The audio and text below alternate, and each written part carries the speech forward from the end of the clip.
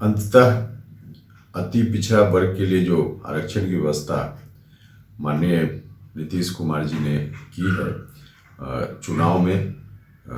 नगर निकायों के चुनाव चल रहा था, लेकिन भारतीय जनता पार्टी के लोगों ने इसमें गलत तथ्यों के आधार पे कोर्ट को माध्यम बना करके कोशिश की कि इनके आरक्षण को समाप्त कर दिया जाए। थोड़ी देर के लिए बाधा आई भी, लेकिन अंततः फिर से सरकार इस काम में सफल हुई और इलेक्शन कमीशन ने तारीखों की घोषणा कर दी है। तो इससे भारतीय जनता पार्टी का जो असली चेहरा है वह उजागर होता है। आज भी सुशील मोदी जी ने कहा कि इसमें विलंब हो सकता है, लेकिन आज अंतिम रूप से इलेक्शन कमीशन ने फिर से चुनाव की तारीखों की घोषणा कर दी है। स्पष्ट है कि नीतीश कुमार जी के रहते अति पिछड़ा वर्ग के लिए जो आरक्षण की सुविधा मिली हुई है, बीजेपी के लोग चाहे कुछ भी साजिश करें, यह सुविधा नहीं रुक सकती। राज्य निर्वाचन आयोग ने स्पष्ट कर दिया है कि पूर्वत जो तिथि निर्धारित है मतगणना से लेकर के चुनाव के, उसी पर चुनाव होंगे नगर निकायों के। भारतीय जनता पार्टी के लाख कुचक्र के बावजूद भी जिस तरह से भारतीय जनता पार्टी ने रास्ता अपनाया था प्रभावित करने का चुनाव को, तो अब तो उनके बेनकाब हो चुके हैं। अत्यंत पिछड़ों को जिस तरह से हकों पर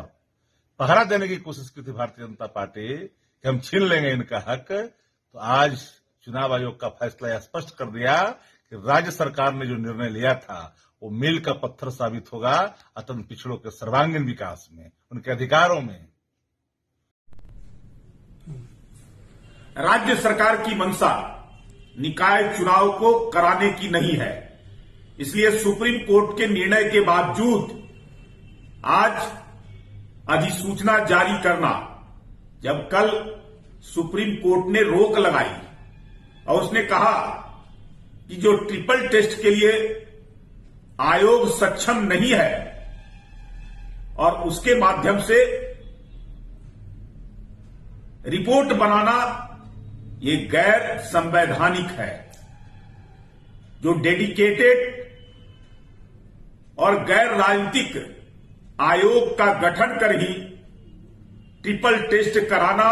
और उसके आधार पर ही, रिपोर्ट के आधार पर आरक्षण का दायरा तय करके चुनाव कराना, लेकिन उसके बावजूद राज्य सरकार एन केन प्रकरण इस चुनाव को रोकना चाहती है, बाधित करना चाहती है। इसलिए ये पहले भी इसने चुनाव की घोषणा की,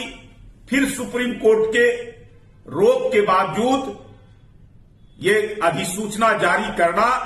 ये संवैधानिक तौर पे जो है से ये अपने सुप्रीम कोर्ट के निर्णयों का अवहेलना कर रही है।